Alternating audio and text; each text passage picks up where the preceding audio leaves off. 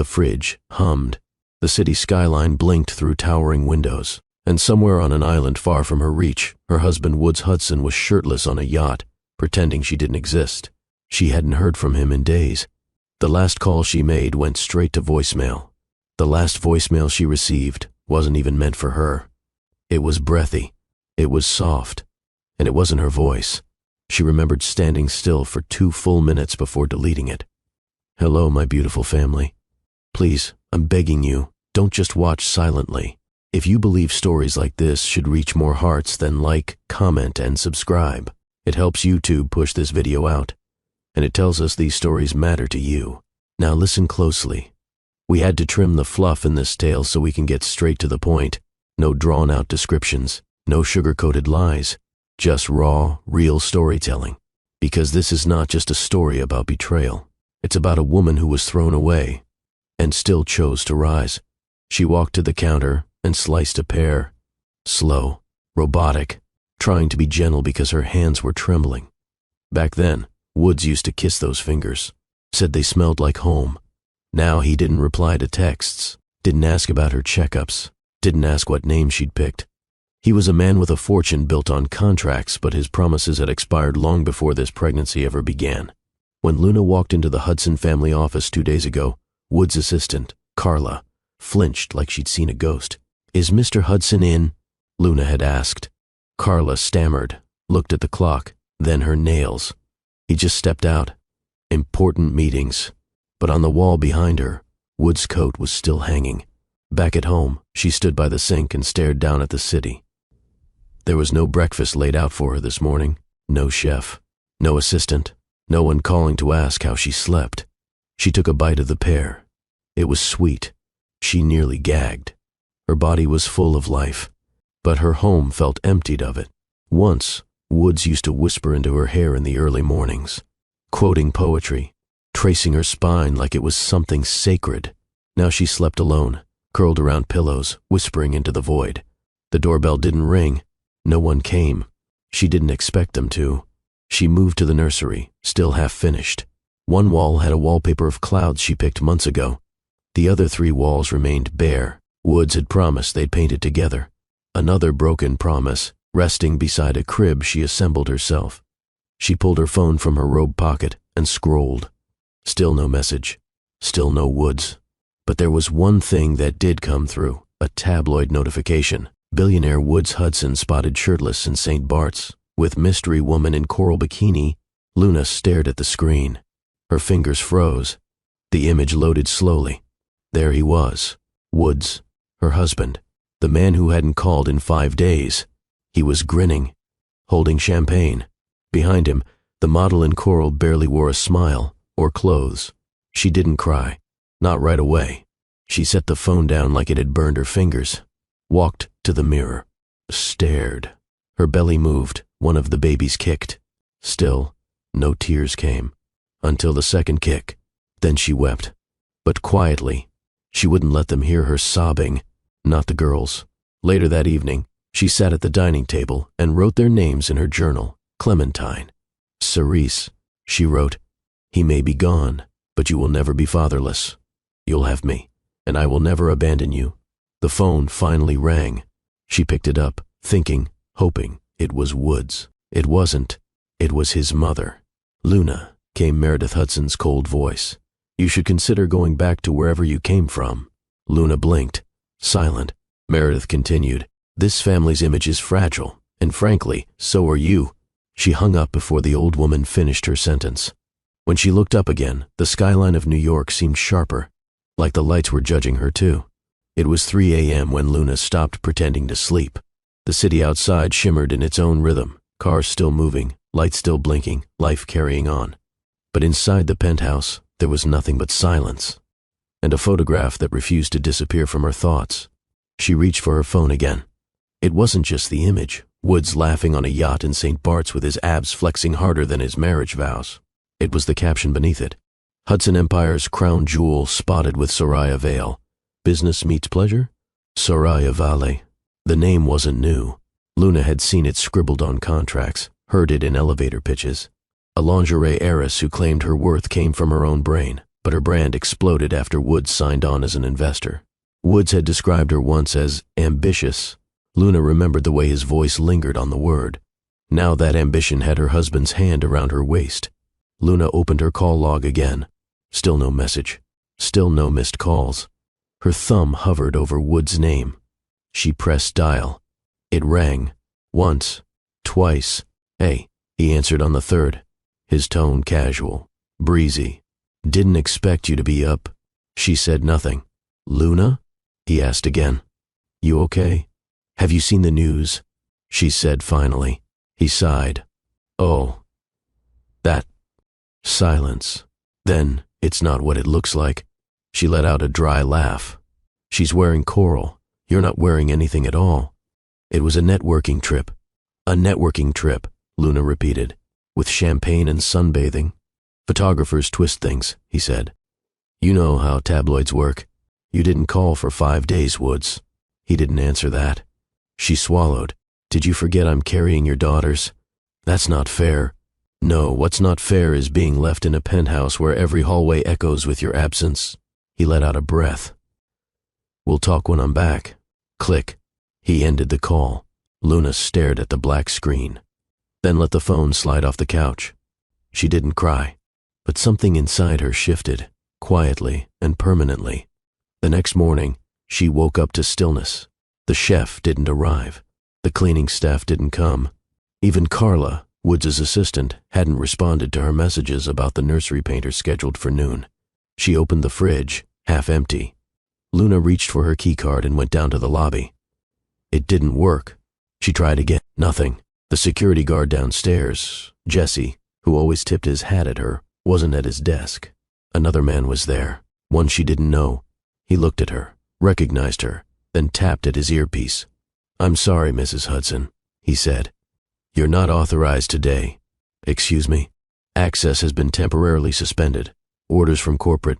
Her heart punched against her ribs.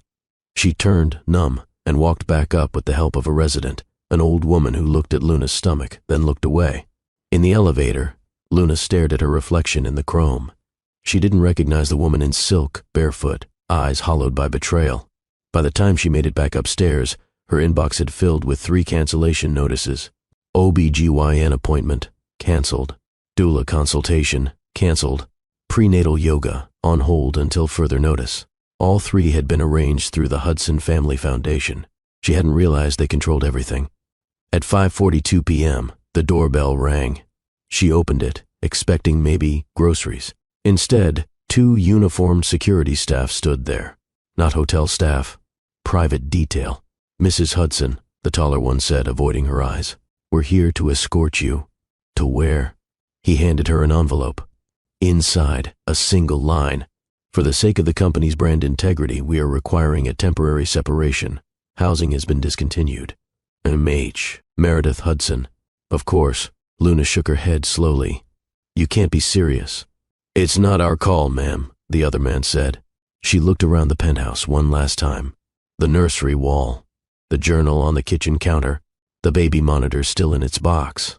I need to pack, she whispered. We're instructed to allow 1 suitcase only. She blinked. Her vision doubled, then steadied. She walked past them, still barefoot, and began to fill a small carry-on. She didn't take jewelry, didn't take designer bags. She took diapers, a baby book, 1 photo of Woods from a better time, and the journal she'd been writing in. She zipped the suitcase with trembling hands. As she walked toward the door, she turned to the men. Do I look like a threat to the brand? Neither answered. They escorted her to the private elevator, down to the private garage, into a black SUV without tinted windows. No one spoke the entire ride. Outside, the sky had darkened. New York glowed around her, but none of it felt real. The SUV stopped near East Harlem. The driver rolled down the window. This is it. She looked up at a building with graffiti-tagged doors and a broken intercom. This is where I'm supposed to go. Company paid for 1 night, he said. After that, you're on your own. She stepped out. The driver drove off before she could shut the door. It started to rain. Not heavily. Just enough to remind her how exposed she was. A woman on the sidewalk walked past and glanced at Luna's belly, then kept walking. Luna stood on that street for 10 full seconds. 8 months pregnant, 1 suitcase, 1 broken heart, and 2 lives kicking inside her. The rain dripped from her hair. Her robe clung to her legs. No umbrella, no friends, no husband, only New York, watching. The rain wasn't kind. It wasn't cinematic. It wasn't poetic. It was cold, thin, unforgiving. Luna Hudson stood alone on a cracked sidewalk in East Harlem, a luxury suitcase beside her, her silk robe plastered to her skin. The doorman at the penthouse never saw her leave. Neither did the housekeeper who used to warm her tea. She stood still for a minute. The city moved around her like she was a ghost. Then a horn blared. A taxi swerved. Someone yelled in Spanish from an open window. New York wasn't pausing for her pain. She dragged the suitcase toward the building entrance. The wheels stuck in a pothole filled with grime. She yanked it up the step, palms slick with rain. The entrance reeked of old takeout and damp carpets. No concierge, no elevator, just a staircase that groaned under her weight as she climbed. Each step felt like judgment. The studio was exactly what the listing promised. 1 room, leaky radiator, peeling paint, no curtains, no bed, just 4 walls and a floor. Luna dropped the suitcase in the middle of the room and stood in silence. Her back hurt. Her stomach tightened. The twins were kicking. "Easy," she whispered, rubbing the curve of her belly. "We're okay.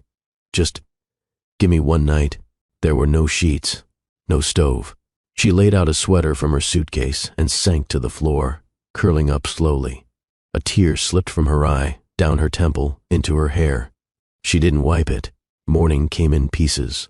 First, the sound of the garbage truck, then the light that snuck through the blinds, then the hunger, sharp, gnawing.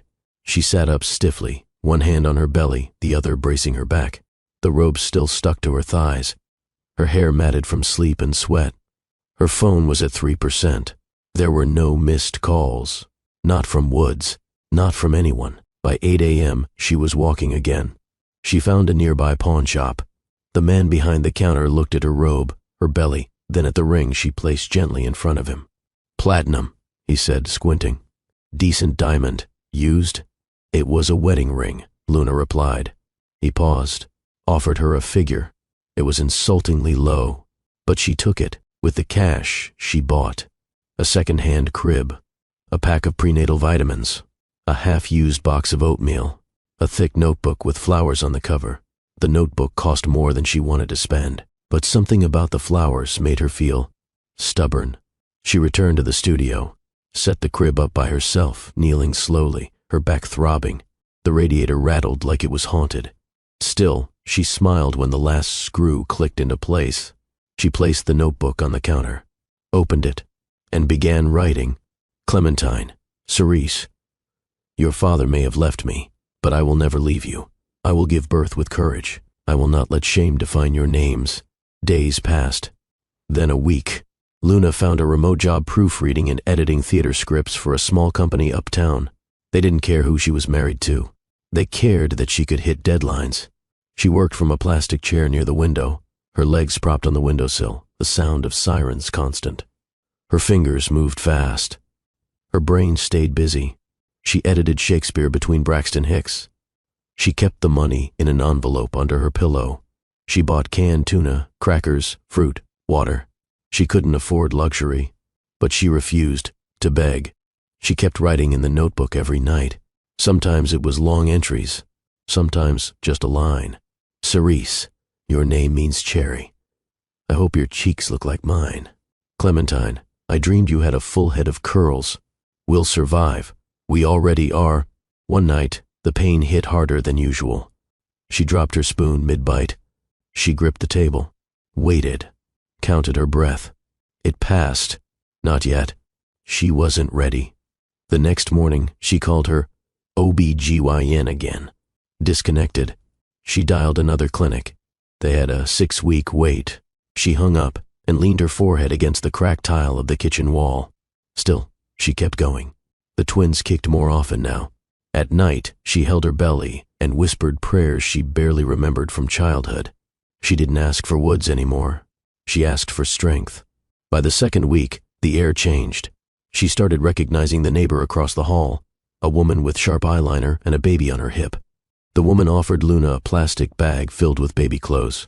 "No strings," she said. "They outgrew them." Luna smiled, touched. "Thank you. You look like you could use a break," the woman replied. Luna nodded. "I'm Luna. Name's Sherelle, apartment 3C. Knock if anything starts leaking, or if you just need to scream." Luna laughed for the first time in days. And that laugh, it felt like oxygen. Later that night, she wrote one last thing before sleep. "Your grandmother wanted me gone. Your father let it happen. But my love is louder than their silence." She closed the notebook, turned off the light, and slept to the sound of the radiator clanking like defiance. The second-hand crib stood in the corner of the small studio, now dressed, in hand-me-down sheets from a woman Luna had never met until 2 days ago. Sherelle had stopped by again that afternoon. This time, she brought a hot plate, a pan, and a few grocery items. "I got too much anyway," she said, placing things on the counter like it was no big deal. "City throws out people too quick. I don't like seeing good ones left behind." Luna didn't know what to say. So she said the truth. "Thank you. I don't know how to repay you." "Don't," Sherelle replied. "Just don't quit." Luna had stopped expecting help from anyone. Not from friends who disappeared once the headlines exploded. Not from Woods. Not from his mother. Not from the world that once applauded her pregnancy like it was a business expansion. She remembered being paraded at a gala, 4 months pregnant, glowing in gold silk while Woods delivered speeches about legacy. That was before the assistant's flinches, before the voicemail, before the eviction. Now she was in Harlem, eating oatmeal 3 times a day, adjusting to the new tempo of her life. It wasn't slow. It was survival. Her days were structured now. Morning, edit 2 theater scripts, eat a banana, stretch. Noon, nap if the girls weren't kicking. Afternoon, search job boards for higher pay. Evening, take a 10-minute walk downstairs. Night, write in the notebook, rub her belly, pray. It wasn't glamorous, but it was hers. She had picked up a small stuffed rabbit at a flea market table near 116th Street. The vendor gave it to her for free when she noticed Luna's bump. "My son had one just like it," the old woman said. "He's in college now. Time flies." Luna held the rabbit like a talisman as she walked home. The pain began to change on a Thursday night. It wasn't the occasional twinge or tightness anymore. This was low, deep, lingering. She counted between the waves, 7 minutes apart. She took a bath, rubbed her stomach with coconut oil, and told herself it was nothing. But it kept returning. She texted Sherelle, "Hey, think the twins are getting restless. Just a heads up in case I knock at midnight." Sherelle replied instantly, "You knock, I show." "Deal." Luna smiled, placed the phone on her chest, closed her eyes. She dreamed of Woods, not the version who ignored her, the old version, the one who brought her bagels in bed and said her freckles were constellations. In the dream, he apologized, but even there, Luna didn't answer him. She just walked away. She woke up at 3:09 a.m., gasping, not from the dream, but from the pop. Her eyes shot open. Her body stiffened. She moved her hand between her thighs. Warm, wet. She rolled slowly to the side, reaching for her phone, but it slipped from the edge of the bed and cracked against the floor. 3% battery. She picked it up, hands shaking, and tried to call a cab. The app froze. Then her body doubled forward. Another contraction. She grabbed her sweater, the notebook, and the rabbit. She opened the door, hoping Sherelle would hear her. But the hallway was empty. Another wave came. Her knees buckled. She crawled toward the stairwell. Each step felt like miles. She called out once, "Help!" but it echoed too faintly. No answer. The city was sleeping. Somehow, she reached the rooftop. The night air slapped her face. She fell to her knees, the rabbit still clutched in her hand, the notebook dangling from her wrist by the elastic. Another scream tore out of her throat. It didn't echo. It swallowed itself into the skyline. She looked up at the moon. Then she cried, not out of fear, out of fury. "Clementine, Cerise." She lay back, the cold rooftop burning through her spine. She spread her legs. A scream burst from her again, this one rawer, louder. The pain didn't scare her anymore. Abandonment had taught her how to survive it. And then, through all the agony, came the first cry, thin, high, piercing the rooftop stillness. Tears poured down her cheeks. She reached down, lifted the warm, slippery body to her chest. Clementine, her first daughter, alive, breathing. But the second wasn't done. Another contraction, harder, angrier. Her voice cracked from shouting. Come on, baby girl, don't stop now. One more push, one more scream. Another cry. She exhaled like she hadn't in months. She held them both. Sticky, red, tiny, but real. Cerise and Clementine. The names she wrote in her journal every night, now whispered back at her through newborn lungs. Then the world tilted. Her vision blurred. The notebook slid from her lap. The rabbit fell. The last thing she remembered was the sound of someone running. A neighbor. Then darkness. Pain didn't knock. It stormed in. By the time Luna opened her eyes again, her body was locked in one long, tightening wave. Her legs were curled beneath her, her dress soaked through, her breath ragged. She wasn't sure how long she'd been out, minutes maybe, but the night sky hadn't changed. Still dark, still indifferent. The twins were here, but they weren't safe. She forced her head up. Clementine lay to her left, wrapped loosely in the sweater she'd taken from the studio. Cerise to her right, blinking up at the sky with glassy eyes, her small chest fluttering. Luna blinked away sweat, blood, and tears. She tried to sit upright. Her arms trembled. Her hips ached. Every inch of her body screamed, but she didn't stop. She checked them both. 10 fingers, 10 toes, 2 tiny mouths still moving. I'm here, she whispered, hoarse. Ma's here. The rooftop was silent. The wind had died down, but the chill cut deep. She had to get them inside. The door to the stairwell was open, but her body couldn't carry them both. She tried screaming again. Help! Her voice cracked. No response. She looked at the notebook lying near the railing. Its pages flapped in the wind. Next to it, the rabbit stared blankly with one ear soaked in afterbirth. She wanted to cry but didn't have the energy left to produce tears. Then, shuffling, fast footsteps on metal stairs. A woman's voice, urgent. Luna? Sherelle. The door burst open fully. Oh my God, Sherelle gasped, rushing toward them. Jesus, girl, you did this alone? Luna's lips curled into the faintest smile. Guess I'm built different. Sherelle dropped to her knees and pulled off her jacket. We need blankets, towels. I'll call 911. Too late, Luna rasped. They're already here. I can see that. Sherelle laughed through tears. Let's wrap them up before they catch cold. Paramedics arrived 10 minutes later. A neighbor must have heard the cries and made the call. Luna barely registered the ride down in the elevator, the bump of the gurney wheels, or the flashing lights outside. What she remembered was this, the feeling of both her daughters in her arms. Alive, warm, breathing. Inside the ambulance, a paramedic asked questions, scribbling on a chart. Do you have any known medical conditions? No. Gestation weeks? 38. Who delivered the babies? Me. He blinked. You? Yeah, she whispered. Rooftop delivery service, one night only. He tried to chuckle, then caught sight of the blood caked under her fingernails. His smile faded. He looked at her differently. Not like glass, like iron. The hospital didn't ask for insurance right away, not when they saw the state she was in.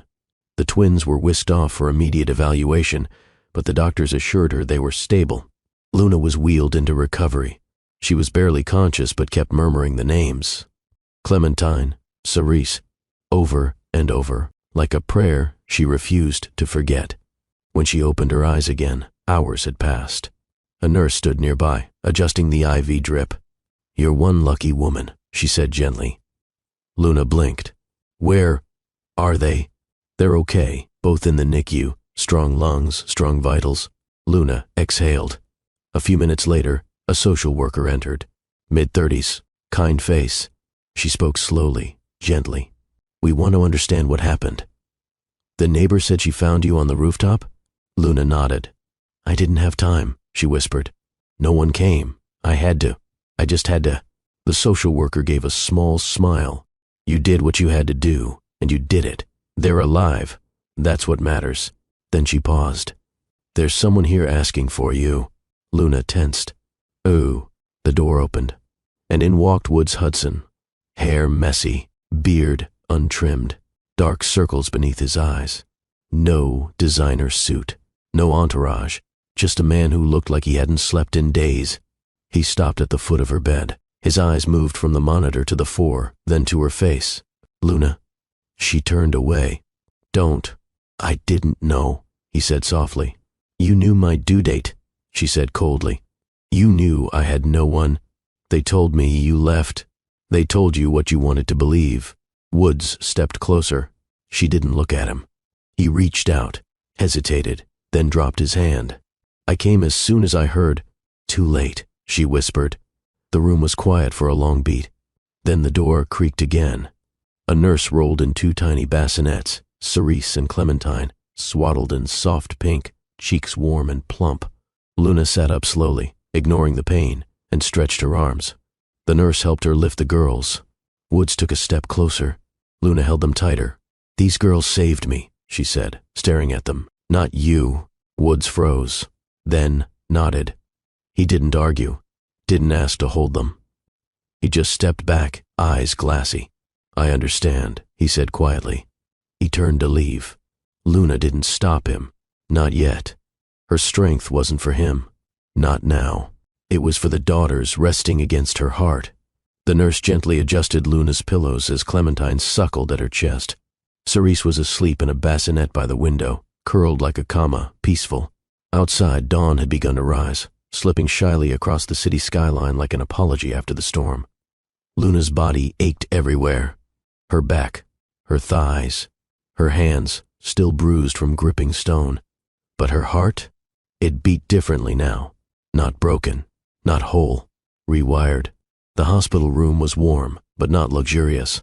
No marble, no velvet drapes. Yet it was the most sacred place Luna had ever been. She had brought life into the world with nothing but grit, instinct, and love. No anesthetic, no monitors, no hand to hold, only moonlight and blood. And she had survived. The door creaked again. She glanced up. Woods stood there, hesitating like a schoolboy who hadn't done his homework.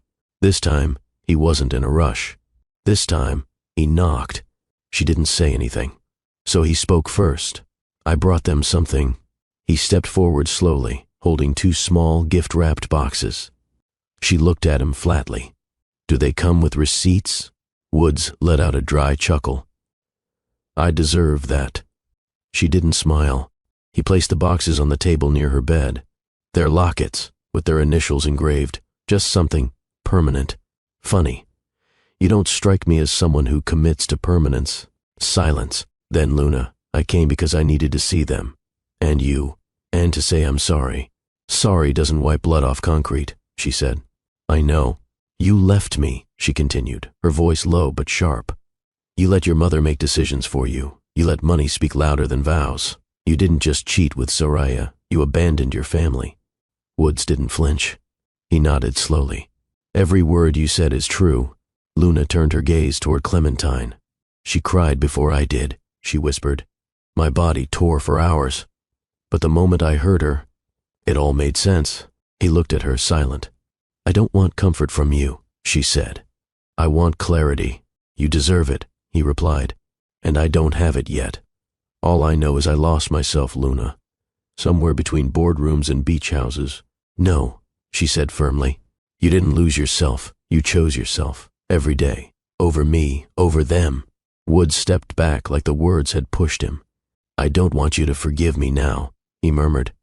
"I just want you to know I see it. I see you. What you did. What you are." "What am I?" she asked. He stared. Power. A pause stretched between them. Then Clementine shifted in her arms, letting out a soft coo. Cerise stirred in her sleep, sensing her sister's voice. Woods looked at them, then back at Luna. "I'd like to be a father," he said. "Not a man who sends gifts, not a name on a birth certificate. But real." She didn't answer. Instead, she reached for a pen. She held the hospital's naming forms. Blank. Two lines stared up at her. Baby A, and Hudson Baby B, and Hudson. She paused, then wrote, "Clementine Grace Hudson, Cerise Honor Hudson." Woods watched silently, then whispered, "Beautiful." Luna handed the papers to the nurse who had just entered. She looked back at Woods. "I don't know what role you'll play," she said calmly. "But I know who I am now." "And who's that?" "A mother," she replied. "Before I'm a wife, before I'm a Hudson, before I'm anyone's anything." He nodded again, this time slower. "I'll earn it," he said. "Earn what?" "Whatever you decide to give me, even if it's only time with them." She looked at him again. Really looked. He wasn't polished, wasn't proud, and maybe, just maybe, that was the first true version of him she'd seen in months. Later that day she sat upright in bed, one daughter in each arm, and turned on the small TV. The channel was muted, but a breaking headline scrolled across the bottom. "Woods Hudson makes emergency return to New York amid speculation of family crisis." She smirked. "Crisis, huh?" she whispered, then kissed Clementine's forehead. More like rebirth. Sherelle dropped by that evening with flowers from the corner shop. "Girl, you look like you bench-pressed the entire city and gave birth to diamonds." Luna laughed for the first time since the rooftop. Woods stepped out to give them space. When Sherelle left, Luna turned to the notebook sitting on the bedside table. She opened it to a blank page. Wrote, "Dear girls, you came through fire, but you are not burned. You are baptized, and I will teach you how to stay lit." She closed the book, stroked their tiny cheeks, and for the first time in a long time, she rested. The scent of hospital-grade sanitizer clung to the air. Overhead lights hummed softly, machines beeped steadily, but the room itself held a different tension. Luna was awake, sitting upright, a twin in each arm, her back supported by 3 pillows, her hair pulled into a loose braid. Across from her sat Woods, not at her bedside, not hovering, just waiting, like he knew the moment wasn't his to control. "I didn't expect to be here," he said finally. Luna didn't glance up. "You shouldn't be." "I know." Silence. "You could have died," he said next, his voice strained. "They could have died. They almost did." Her words dropped like bricks. He swallowed hard. "I was blind." She raised her head then, stared straight at him. "No, Woods, you were selfish. Selfish has vision. You just looked away." He nodded slowly. "I thought, maybe if I kept business flowing, it would distract from everything falling apart." "You distracted yourself from your own wife," she snapped. His eyes dropped to the twins. "From them too." "Yes." He stood, moved to the window. "I've been here every day since you got admitted." "I know," she said flatly.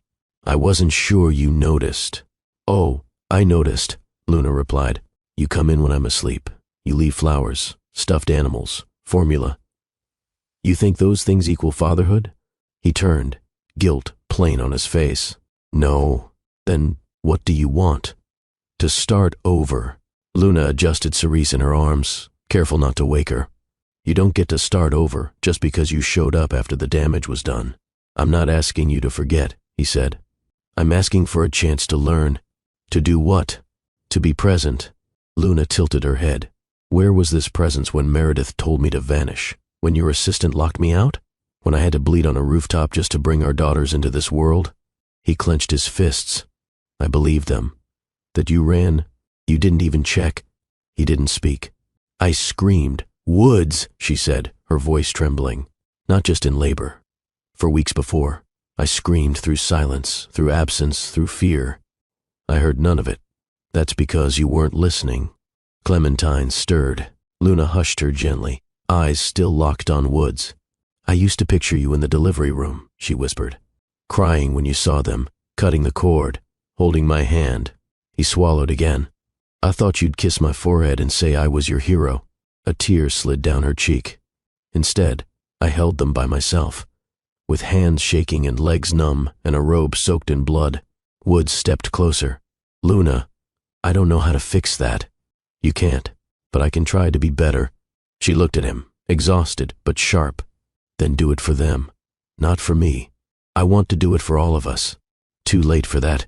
He sat back down. "I don't want to replace what you did. I just want to add to what's next. You don't get to decide that." "I know." He paused. "I've booked therapy." She raised an eyebrow. "Marriage counseling or your guilt?" "Both." He took something out of his jacket pocket, placed it on the table. A photo, from a time before the cracks, her in his arms, barefoot in the backyard, laughing as he kissed her pregnant belly. We were happy. She didn't look at it. Don't show me the past. Show me consistency. The twins began fussing. She shifted to comfort them both. Woods instinctively moved to help, but paused mid-reach. Luna noticed. You can hold her, she said softly. He blinked. Which one? Cerise. He nodded, sanitizing his hands. Gently, he picked her up, cradling her like he'd studied the motion in his head 100 times. She calmed almost instantly. He stared down at her, then at Luna. She has your nose. Luna allowed herself a small, guarded smile. And your ears. They sat in silence for several minutes. Two people no longer strangers, but not yet something more. Just two broken things trying not to break anyone else. Woods didn't push. When it was time to leave, he laid Cerise back in her bassinet, then turned to Luna. I'll be here in the morning, to change diapers, make breakfast, whatever's needed. She nodded. He turned to go, but before opening the door, he stopped, looked back. Thank you for surviving. Luna didn't answer, but she held her daughters tighter. And that was enough. The room smelled of baby lotion and warm formula. It was night again. The hospital room glowed in amber from the corner lamp, casting soft light on Luna's face as she rocked both twins, one in each arm. Cerise was dozing, her tiny fist tucked beneath her cheek. Clementine stared up at her mother, wide-eyed, calm. Luna hummed softly, off-key, but honest. The kind of melody no lullaby ever captured. Just a mother, raw, real, whole. Woods wasn't there. And, for the first time, Luna didn't wonder where he was. She didn't need saving anymore. She had given life, with no hands to hold, no one to coach her breathing, no eyes to look into but the moon's. And now, two girls rested against her chest, living proof that strength wasn't loud. It was quiet, fierce, steady. The door creaked open. Woods stepped in slowly, holding 2 paper bags. I brought dinner. She looked at him with a raised brow. I already ate. He held up the bag. For me, then. She shook her head, but a small smile tugged at her lips. He placed the bags on the counter, then leaned on the far wall. Long day? They're babies, Woods. Every day is long. He nodded. May I help? You may. She handed him Clementine, careful and slow. He held her with more confidence now. Not perfect, but better. She squirmed once, then settled. Luna watched as Woods gently tapped her back, a rhythm soft and careful. You were scared, she said suddenly. Woods looked up. When I told you I was pregnant, she added. You smiled, but your eyes blinked too fast. You were scared. I was, he admitted, terrified. Of being a father, of being me. He sat down in the chair beside her bed. I thought I'd mess it up, that I wasn't built for this. You weren't. He looked hurt. But, she continued, you're learning. The silence between them wasn't sharp anymore. It rested, like them. He leaned closer, rocking Clementine slowly. I haven't touched a drink in a month. She blinked. Why? Because I don't want my girls to grow up thinking numbing is coping. Luna didn't respond, but her shoulders relaxed slightly. He kept going. I canceled the next 2 quarters of travel. I had the company assign a new public relations head. I took a seat off the board to focus on. He looked at Clementine. This, and Soraya, Luna asked bluntly. Gone. Gone how? She came for luxury, not legacy. Luna nodded. Did you love her? No. The answer came too fast to be a lie. She adjusted Cerise in her arms and sighed. These girls saved me. Woods looked at her. They reminded me that I didn't need anyone to fight for me. I already had something to live for. He nodded, then asked, Can I say something without you shutting down? Try me. I was wrong. She raised an eyebrow. I thought being powerful meant being busy, that as long as I provided, I was doing enough. I thought making headlines meant I mattered. And now, I just want to make moments. Luna looked at him, really looked. He wasn't wearing his Rolex. No luxury cologne, no arrogance in his posture. Just a man, holding a baby, trying to earn back the right to be present. You're still on trial, she said softly. Fair. I haven't forgiven you. I know. She paused. But I'm not angry anymore.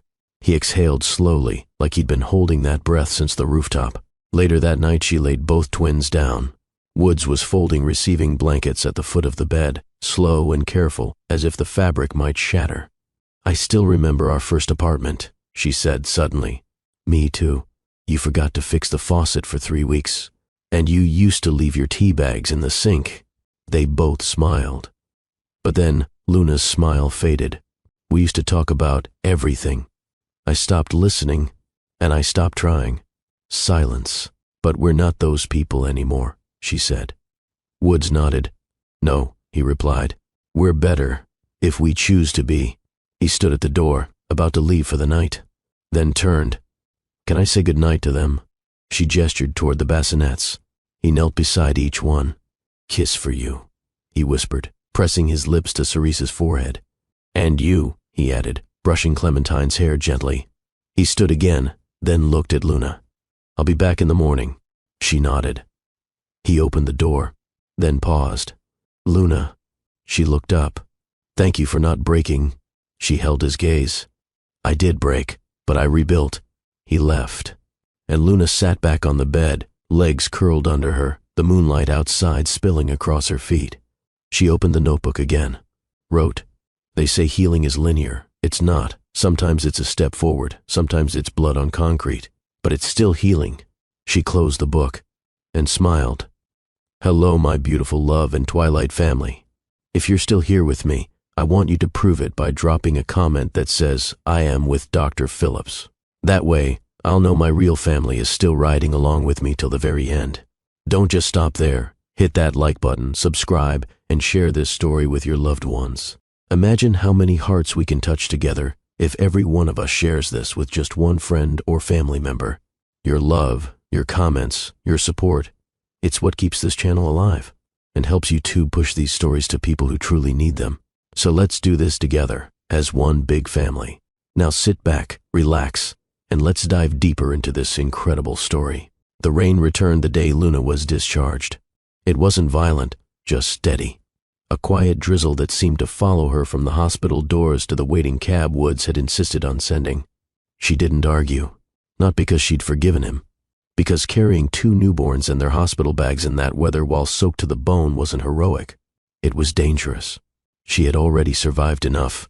The cab ride was quiet. Woods sat in the front, silent, occasionally glancing back to check on the car seats he'd installed himself the night before. Luna sat with her arms folded, her focus fully on her daughters. They slept peacefully, oblivious to the tension, to the past, to the man who had almost missed their beginning. He didn't follow her into the building, just helped carry the bags to the door of her studio, then stepped back. If you need anything, anything at all, call me, he said. She nodded once and closed the door behind her. The apartment hadn't changed. Still cramped. Still noisy from the upstairs tenants. Still drafty near the window. But it was clean. It was hers. And for now, it was home. The first 3 days passed in a blur. Feedings, diaper changes, burp cloths, crying, naps in 1-hour bursts. Luna barely remembered to eat. She kept her phone charged, not for Woods, but in case of emergencies. Still, she noticed when he didn't text. No check-ins, no voice notes, nothing. And oddly, it bothered her. On the 4th day, he knocked. No umbrella, no coat, just rainwater streaking down his forehead and shirt clinging to his chest. Luna opened the door, tired but composed. He didn't speak right away, just stood there, wet, breathless. I couldn't stay away, he finally said. I tried to give you space, but I want to be part of this. She looked at his soaked shirt, then stepped aside. Come in, but don't drip on the girls. He peeled off his jacket and wiped his shoes on the mat. The studio felt smaller now that he was inside. Or maybe it just felt fuller, with history, with unfinished words, with the weight of trying again. Clementine began to fuss. Luna scooped her up instinctively. Woods moved towards Cerese, who was lying in the crib half awake. He leaned down, stroked her hair. I read 3 parenting books this week, he said. Apparently, babies don't care how much money you make, just whether you're there. Luna smirked. Took you this long to figure that out?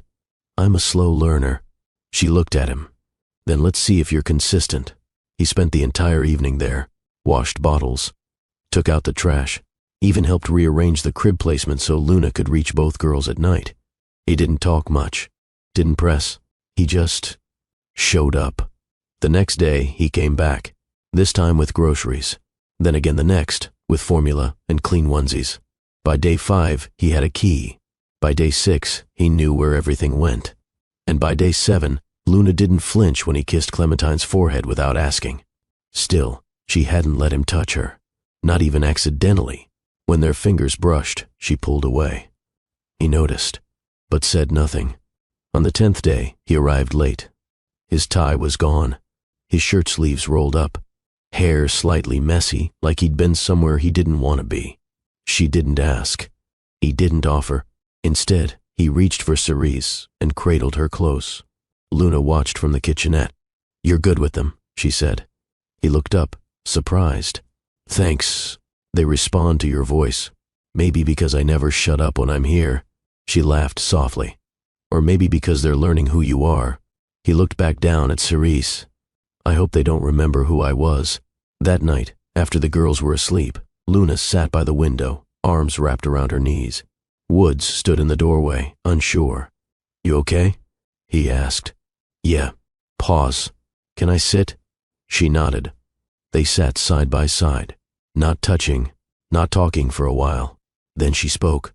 Why now? Because I saw your strength, and I realized how weak I've been. She turned toward him.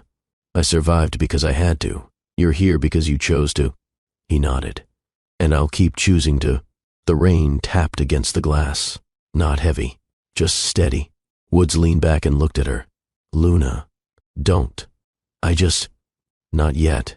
He inhaled through his nose, held it, then let it out slowly. Okay. She stood up and walked to the crib, stared down at her daughters, peaceful in sleep. I don't know what we are, she said. But I know what I'm not anymore. What's that? Dependent, desperate, forgotten. Woods stood too. You're unforgettable. Luna turned, not with softness, but with certainty. Prove it. Then she walked into the bathroom and shut the door. He didn't follow. He didn't beg. He just stood there, quietly, waiting for the next day. The storm arrived without warning. Wind howled down the alley behind Luna's building. Rain pounded the windows like fists. The sky rumbled, not with drama, but persistence. Inside the studio, the twins were asleep, miraculously, rocked to slumber by the lull of Luna's voice and a dozen gentle shushes. She stood by the sink, sipping lukewarm tea, staring at the reflection of the room in the glass pane. Her hair was tied up. A soft shirt clung to her hips. The exhaustion under her eyes had settled in like an old friend. Then came the knock. 3 firm raps. Not urgent, not desperate, just present. She opened the door. Woods stood there, soaked, shirt plastered to his chest. No umbrella, no bodyguard, no driver, just him. Hair dripping, chest rising, and for once, nothing between them but rain. I told you I'd be back, he said quietly. You're dripping. I ran. You could have called. You would have said no. She exhaled, moved aside. He stepped in. Water pooled at his feet. He didn't care. She handed him a towel. He wiped his face, chest, then looked up at her. You look tired. I am. Still beautiful. She stared at him. You don't get to say that like it still means something. I never stopped meaning it. I just stopped showing it. The storm groaned outside. Luna turned to check on the twins. Still asleep. She walked to the small kitchen table. He followed. They stood facing each other. So what do you want, Woods? He didn't answer right away. Then he stepped closer. Not with force. With gravity. I built an empire, Luna, he said. I chased success. I climbed every ladder. But in the end, he looked at her, eyes burning. I realized none of it mattered if I lost the only person who ever made me feel like a man. She swallowed hard. You let her touch you. I let her exist near me. But she didn't touch what mattered. You left me. I know. You gave them power over me. I did. Her voice cracked. I almost died, Woods. He moved closer, rain still dripping from his sleeves. I know, and I hate myself for it. Then his voice dropped lower, raw. But I also know I've never wanted anyone the way I want you now. She narrowed her eyes. Because I'm strong now? Because I proved I could do it without you? No, because you were always strong. I was too blind to bow to it.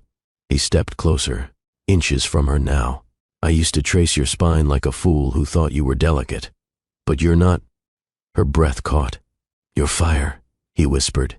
She tried to speak. Couldn't, so she turned away. Walked to the window. He followed, slowly. Rain hit harder. Steam rose between the window glass and the heat inside. He stopped behind her. Not touching, just breathing. I don't want to own you. She turned. I don't want your money. Then, what do you want? Her voice was barely above a whisper. Truth. He took her hand, brought it to his lips, kissed her palm, then fell to his knees. The man who once stood above boardrooms, women, wealth, now crouched at her feet. I'm not here to be forgiven. I'm here to worship what I lost. His hands slid along her hips. She trembled. Her body knew him, but her soul still tested his weight. I don't know if I trust you, she breathed. Then don't trust me. Just feel me. She pulled him up by the collar. Their mouths met. It wasn't gentle. It wasn't polite. It was months of silence colliding, guilt melting into desire. He pressed her against the wall. Her hands tugged at his shirt.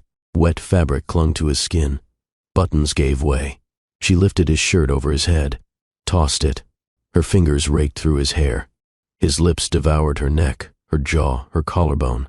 You shouldn't be here, she gasped. Then tell me to go. She didn't. He carried her to the table, laid her back gently, reverently. Her legs parted without hesitation. The first moan escaped like a secret released. He made love to her like a man trying to remember the parts of her he'd once memorized. Every kiss was penance. Every touch was proof. And Luna? She didn't hold back.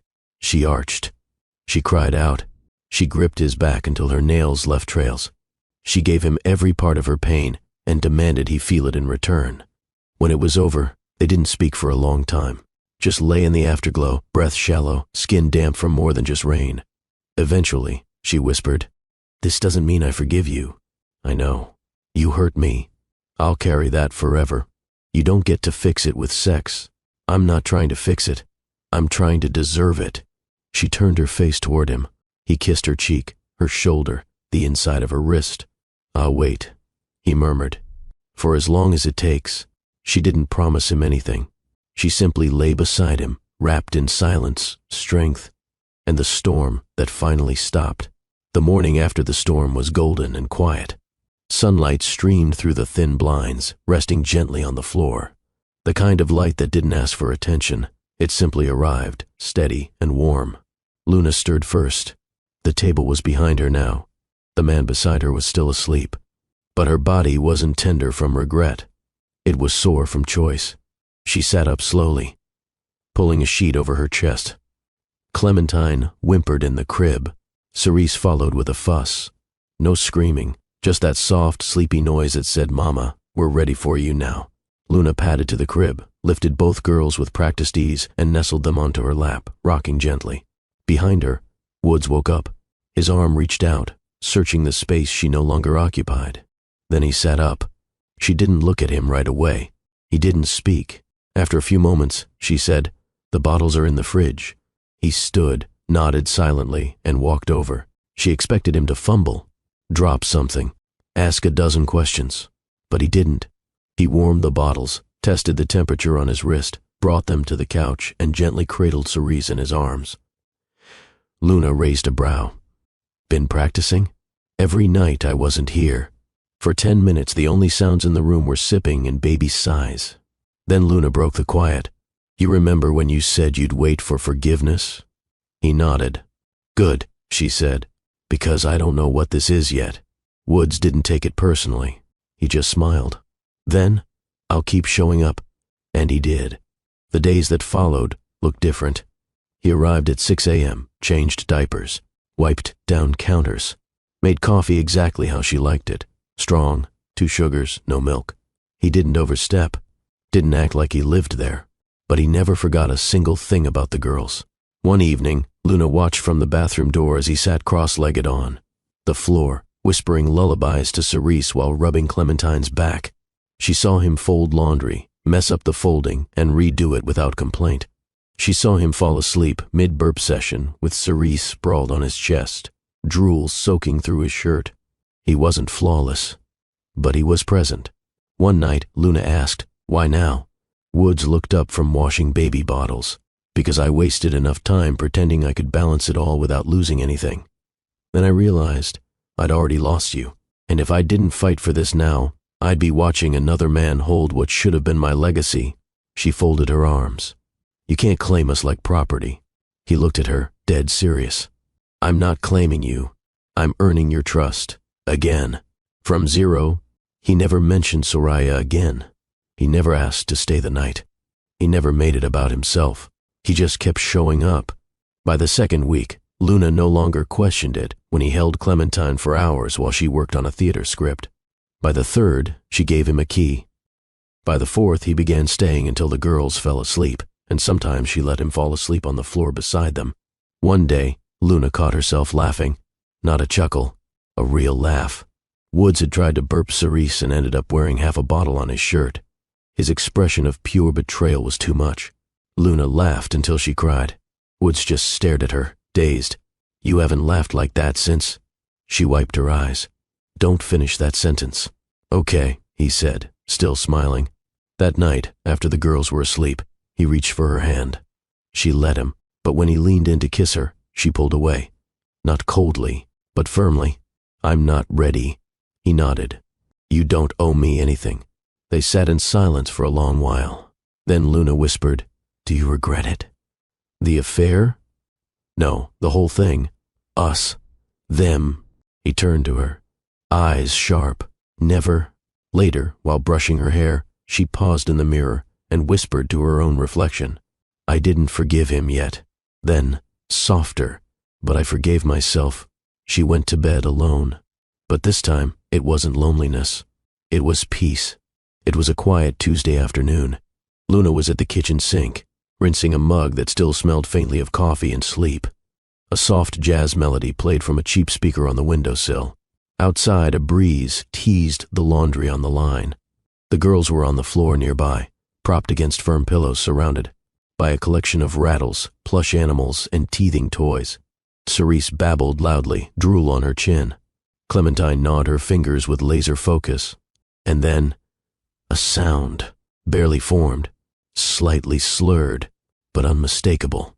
Da, da. Luna froze. The mug slipped from her hand and clattered into the sink. Not broken, just loud. She turned, heartbeat racing. Da-da, Clementine said again, now giggling at her own voice. Cerise echoed with a squeal. Woods was crouched behind them, stunned. His eyes went wide. He didn't speak, didn't blink. Luna stood there, unable to move, hands still wet. The world didn't spin. It slowed, collapsed into that one fragile syllable. Clementine giggled again and reached toward Woods. "Da-da." Woods blinked twice, then looked at Luna. I didn't teach her that," he said quickly. "I know," Luna replied, voice hollow. "I swear, I never..." "Stop," she said, holding up a hand. "I know." But knowing didn't mean it didn't hurt. She stepped closer, picked up Clementine, kissed her cheek. Harder than necessary, a little desperate. Cerise wriggled in her seat, watching Luna with innocent eyes. Woods stood slowly, unsure of what to do with his hands, with his breath, with his own heart. "She recognizes your voice," Luna said, rocking Clementine gently. "Your smell, your presence. I didn't mean, I said I know." Her tone wasn't sharp. It was soft, but the kind of soft that ached. Woods reached for Cerise, who stretched out her arms with ease. "She sees me as her father," he said quietly. "They both do." Luna's eyes flicked toward him. "That's what makes this harder." She sat down on the couch, Clementine in her lap, silent for a long while. Then finally, "They don't know history. They don't know betrayal. They just know comfort." Woods nodded. "They don't know what you did to get here, or what you didn't do before it." He nodded again. And they love you anyway. This time, he didn't answer. Luna leaned back, exhaled. I thought when they first said it, I'd be angry. You're not? I'm not angry. She paused. I'm grieving. Wood sat across from her. Grieving what? The version of you that was supposed to be here from the beginning, the memories we never made. She looked at the ceiling, voice distant. No maternity shoot, no holding my hand in labor, no stupid baby name arguments, no late-night cravings and foot rubs. She shook her head gently. Instead, I got eviction, silence, blood on cement. Wood swallowed hard. His throat tightened. I would trade every deal I ever made to go back and change that. You can't, she said. The girls began to fuss. Luna laid them down gently, rocking each one until their eyes grew heavy. Once they drifted off, she returned to the kitchen. Woods followed. She poured herself a glass of water, took a long sip, then leaned against the counter. They love you, she repeated. They don't know the you I knew. I want to become the version they deserve. She met his gaze. Are you ready to stay when it gets hard? Yes. When they cry for hours? Yes. When I shut you out for days? Yes. When I don't say I love you back? Yes, he said again, firmer. Yes, to all of it. Luna looked down at her feet, then back at him. I don't know what to do with that. You don't have to do anything, he said. Just don't push me away before I've earned a place. The kettle clicked behind them. Neither moved. Then Luna said, almost absent-mindedly, she called you Dada. Yeah, it broke my heart a little. I know, but it also made me realize something. What? You're not a mistake, she whispered. You're a lesson. He stepped closer. She didn't move. You're the reason I know how strong I am, she said. But they're the reason I'm learning how to love again. He reached out, gently touched her cheek. Tears welled in her eyes, but she didn't let them fall. You want to stay? She whispered. More than anything. Then show up every day, not with promises, with diapers, bottles, lullabies, night shifts. He smiled, a little broken. I already cleared my calendar. They stood like that for a long time.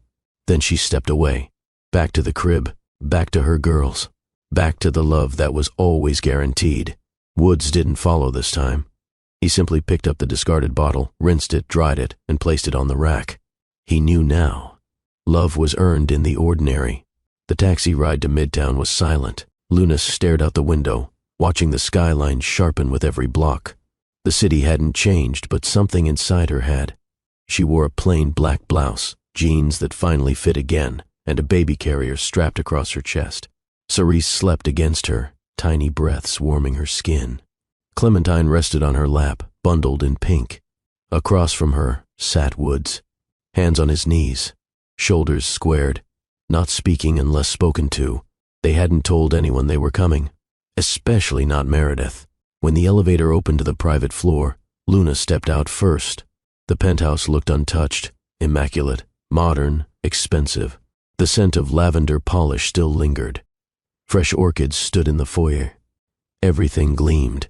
It looked like it had been waiting for her, but it didn't feel like home. Woods held the diaper bag and opened the nursery door. Luna followed. The walls had been repainted, this time pale yellow with silver stars. The old half-done wallpaper was gone.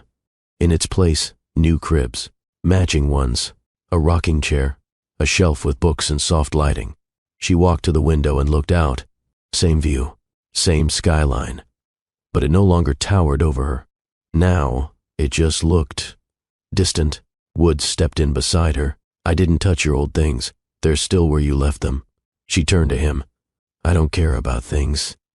I know. He set the bag down and looked at the girls.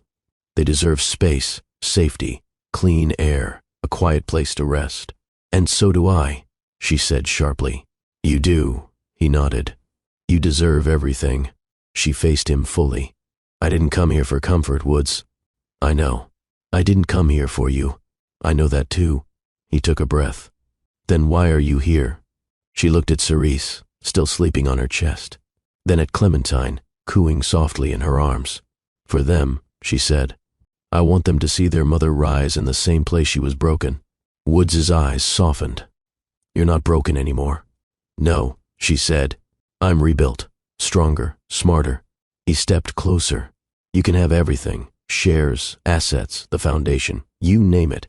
She raised a hand. I don't want your wealth. Then what do you want? I want a man who stands beside me, not above me. Woods stared at her, speechless. I want my daughters to see me lead, not follow. She walked past him and entered the living room. Everything was where it had been. The paintings, the glass coffee table, the gray velvet couch, except now it was her space too. By choice, not by invitation. I'm not here to return to the past, she said, setting Clementine on the couch. I'm here to build something new, on my terms. Woods approached slowly. His voice was low. Then I'll adjust to your terms. She raised an eyebrow. Every single one, he echoed. He reached for Cerise, who stirred in his arms and blinked up at him. He smiled. Hey, sweetheart. Welcome back. Clementine, still on the couch, kicked her legs in excitement. He chuckled. They missed this view, huh? Luna smiled faintly. Or maybe they just feel safe. Woods looked back at her. I can live without a title, without control, but I can't live without watching them grow. With you, she walked over, took his hand. I'm not promising us. I'm not asking for guarantees. I'm saying, show me. I will, he whispered. Every morning, every minute. Clementine yawned. Cerise hiccuped. The moments stretched between them, silent, tender, clear. Luna finally exhaled and smiled. The following morning, the penthouse was filled with unfamiliar sound, life, not the clinking of wine glasses or the hum of boardroom calls, not Meredith's polished footsteps or assistants whispering in corners. It was the sound of Clementine gurgling in her bassinet, Cerise babbling at the ceiling, bottles warming on the kitchen counter, and Luna humming softly while folding clothes she actually needed. This space had once been a display case. Now it was functional. Lived in. Human. Woods emerged from the guest room, wearing a plain black tee and soft cotton pants. No gold watch. No cufflinks. He poured himself coffee, glanced at Luna, then paused. She was standing at the dining table in a clean white blouse and fitted slacks, holding a folder. Her voice was calm, but firm. We need to talk about boundaries. Woods straightened. Of course. She placed the folder in front of him. I want a co-parenting agreement, in writing. No lawyers unless necessary. But I want clarity. He opened the folder, scanned it. Days, hours, decision rights, medical choices, education, privacy, no media exposure. She thought it through. I respect this, he said. Sign it. I will. He reached for a pen and did exactly that. No pushback, no delay, just ink, paper, and compliance. Luna exhaled slowly. Next, she said, I'm taking over one of the penthouse offices. You can keep the other. Done. And the kitchen staff answers to me. Of course. No surprise visits, no hovering, no emotional games. He nodded again. You can have all of it, Luna. I just want to be part of the picture. She looked him square in the eyes. You're not the headline anymore. You're a supporting role. His expression didn't falter. He simply said, understood. Later that day, Meredith arrived. Unannounced, uninvited. As always. Luna opened the door holding Cerise, with Clementine nestled in a sling. Mrs. Hudson, Meredith said with her usual frosty smile. How charming. Woods appeared behind Luna. His tone was clipped. You're not welcome here, unless Luna says so. Meredith blinked, stunned. Luna didn't even flinch. Would you like to come in, Meredith? The older woman hesitated. No, Luna continued, voice smooth as glass. I didn't think so. Then she shut the door. Calm. Final. Woods looked at her. You didn't have to say yes. I didn't. But you didn't let her rattle you. I don't let people like her rent space in my peace anymore. He smiled. You've changed. She turned to him, unreadable. No. I've returned to who I was before you taught me how small I had to be to stay. That night, after the twins had been bathed and swaddled, Woods stood at the edge of the nursery, watching Luna sing. It wasn't a lullaby from memory. It was something she made up on the spot. Sweet. Simple. Honest. He watched, but didn't interrupt. She noticed.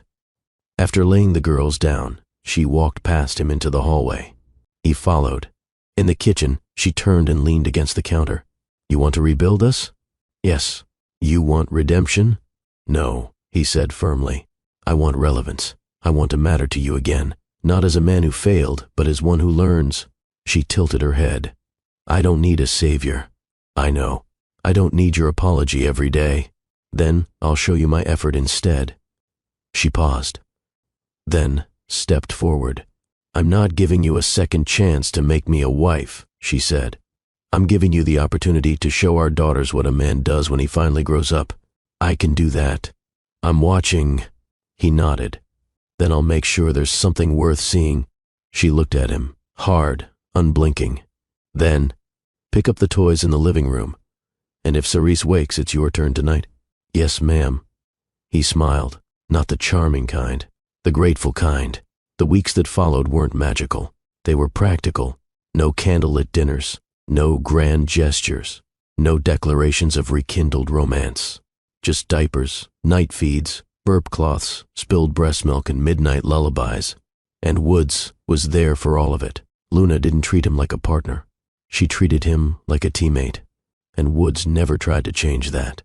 He showed up on time, stayed late, cleaned without being asked, learned how to swaddle faster than Luna thought possible, even figured out Clementine's favorite pacifier wasn't the newest one, but the slightly crooked one she'd almost tossed. He didn't act like he owned the space, or the girls, or her. He acted like he'd been given the chance to participate in something fragile. One evening, Luna watched him change Cerise's diaper, humming a ridiculous made-up tune. He didn't know she was watching, and that made it better. Cherelle stopped by that weekend.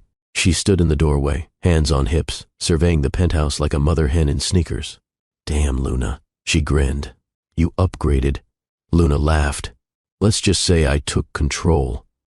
They sat at the kitchen island, while Woods played peekaboo on the floor.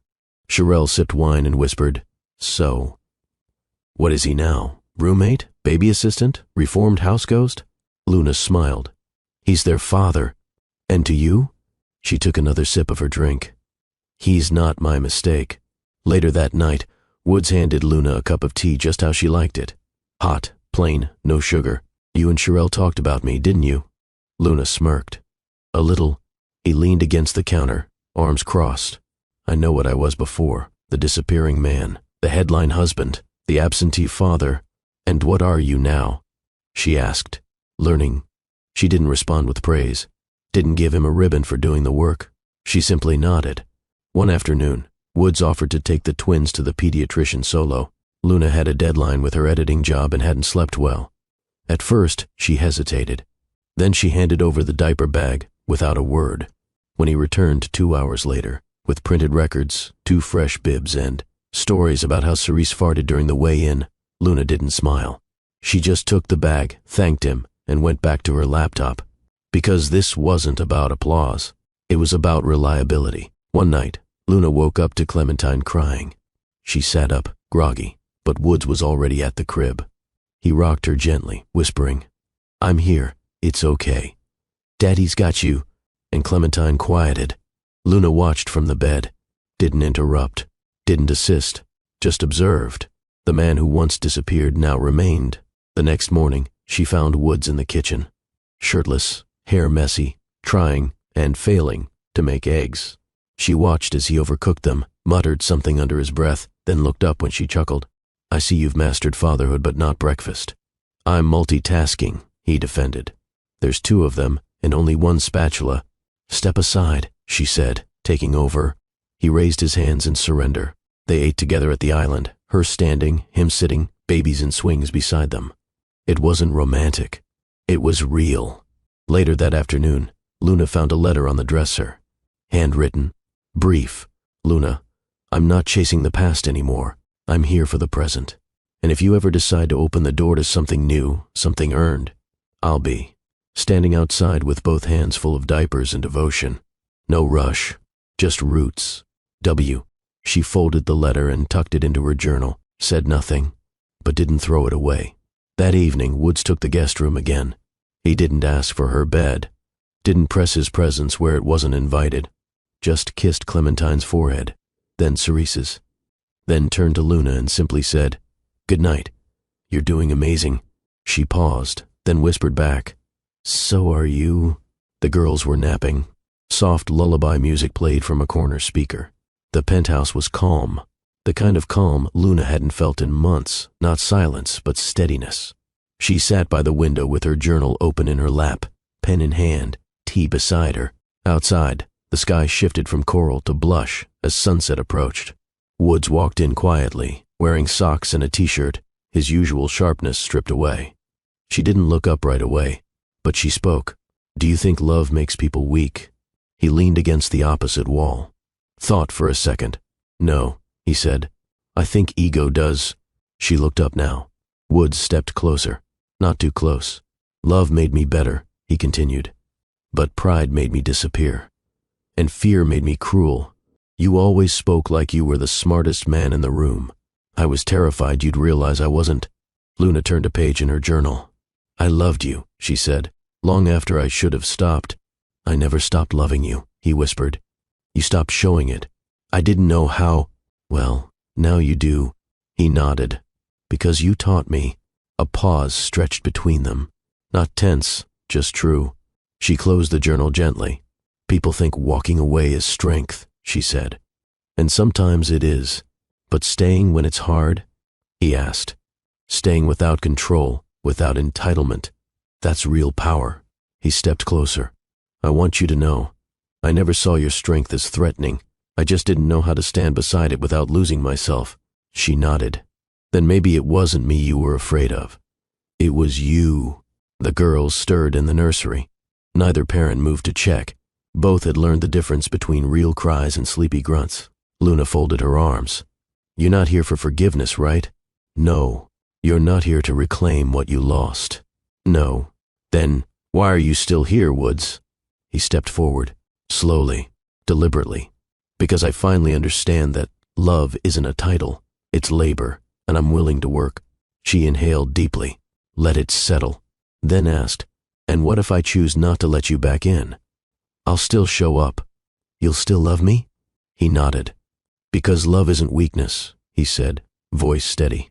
"It's endurance." That night, they sat on the floor together with the girls. Woods read a story aloud. Cerise fell asleep against his arm. Clementine twisted Luna's curls in her fingers before dozing off too. Luna leaned her head against the couch, watching them. She didn't cry. She didn't smile. She just breathed, like someone reclaiming oxygen. When the girls were tucked into bed, Luna turned to Woods. "Do you still want a future with me?" "I want whatever you'll give me, even if it's never what we had before. Especially then." She walked into her room, left the door slightly open. Not an invitation, but not locked. Woods stared for a beat, then turned away. Took the guest room. She listened for the door to shut. It did. The next morning, he made pancakes, burnt the first two. She didn't correct him, just picked one up, tore a piece, and ate it. "You're learning," he grinned. "I've got time." Later, she wrote in her journal, "He's not my rescue, I am. But maybe, just maybe, we're building something new. Not from brokenness, but from choice, from respect, from quiet, patient effort." She closed the book, kissed both girls, and walked toward her future. Not because he was waiting for her, but because she chose it. The morning light spilled across the nursery floor in gold sheets. Luna stood barefoot by the window, holding Cerise against her chest while Clementine stretched and yawned in the crib behind her. The city skyline winked in the distance, but she didn't look out. She looked in, at herself, at her daughters, at everything she had become. A woman once cast aside now cradled the future. A mother once doubted now led with calm. A heart once broken now beat to the rhythm of purpose, not perfection. She rocked Cerise gently and whispered, "You saved me before I even met you." The baby let out a soft hum and burrowed into her chest. Woods stepped into the doorway, holding 2 cups of tea, one black, one herbal. He offered both. Luna took the herbal, without speaking. They didn't always talk now. They didn't need to. "I have a board meeting at 10, he said. She nodded. "I'll be back before bedtime." She glanced up. "Bring wipes." Already packed. He kissed the girls' foreheads and left. No fuss, no performance, just routine. just showing up. Luna walked to the dresser and opened her journal. Not to write, to reread.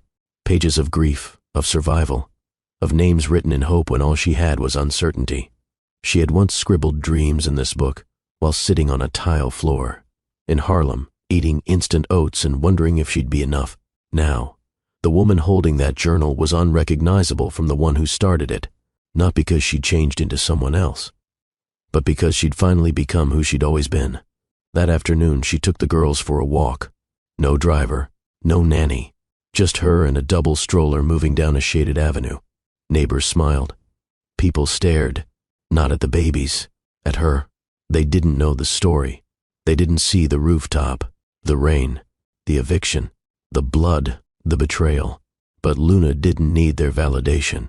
She already had her proof. Breathing, laughing, growing. A woman on a park bench called out, "They're beautiful. Are you raising them alone?" Luna smiled. "I'm leading them." The woman nodded. "You're doing a good job." "I know," Luna replied gently. "But thank you." That evening, Clementine said mama for the first time with intent.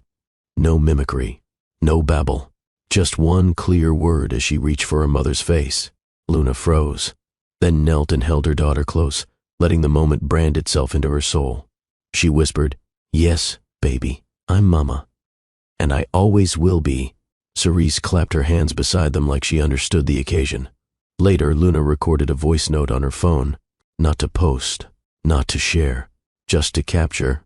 They'll grow up and hear stories about their father's empire, about his money, his mistakes, his redemption, but they'll know their mother, not from headlines, from touch, from presence, from the woman who carried them alone and rose without applause. At bedtime, Woods returned. He didn't come empty-handed. Diapers, wipes, a new book, and 2 rubber ducks. He bathed the girls while Luna folded laundry. She didn't direct him. He didn't ask for praise. When the twins were in bed, they met in the hallway. He offered her the book, children's poetry, from a small press, thought it might be nice to read something different. Luna took it, flipped to the last page. A quote was scrawled there. She was never the shadow of a man. She was the dawn of a legacy. Luna looked at him. His face was open. No mask, no pride. She stepped closer, pressed her lips gently to his cheek. Not romantic, not platonic. Something in between. Something possible. She walked into the bedroom and left the door open, wide. This time, he followed. The camera fades in, if this were a film. Luna stands alone in the nursery doorway, arms crossed gently over her chest. The twins are asleep. The sound machine hums. A nightlight glows like a small, brave sun on the wall. Woods is in the kitchen, cleaning bottles in silence. There is no music, no narrator, just a woman. Whole, present. She whispers to herself, "I chose myself. This isn't a story where love swept in and saved her. Love, in fact, had to earn its place back at the table. And even now, it sits humbly, quiet, without demands." Luna didn't find her strength in a partner. She found it when no one picked up the phone, when her name disappeared from guest lists, when she bled on concrete and still sang her daughters into this world. So, to every woman watching this, to every man learning to listen again, this story was not about a fairy tale ending. It was about survival, rebuilding, not from nothing, but from choice, from clarity, from boundaries, from growth. There was a time Luna thought love meant sacrifice, but now she knew. Real love supports you without silencing you. It shows up without asking for gold stars. It leaves the door open, but never walks in without knocking. Tell us below. Hello, my wonderful and amazing family. This is Dr. Phillips. I know this story touched your heart, and if Luna's strength moved you, let that joy inside push you to like this video right now. Don't forget to subscribe to Love and Twilight so we can continue bringing you stories that celebrate your journey, not just the pretty parts, but the powerful ones. Every like, every comment, and every share helps this storytelling family grow stronger. Together, let's tell the world that healing is beautiful, that strength can be quiet yet unshakable, and that true love, real love, is always earned. Luna's story ends not with a kiss, but with a woman standing tall, holding her babies, holding herself, and never again handing over her voice for the sake of keeping someone else comfortable. If you're watching this right now and you feel broken, betrayed, or alone, know this: you are not defined by the people who abandoned you. You are defined by the way you keep going anyway, by the nights you held your own hand, by the mornings you chose to rise when nobody clapped. You are not weak for wanting love. You are strong for demanding that love respect you. And if no one told you today, you are enough, exactly as you are. She didn't forgive him to erase what he did. She forgave him because she finally understood her worth, and she never needed anyone's permission to rise.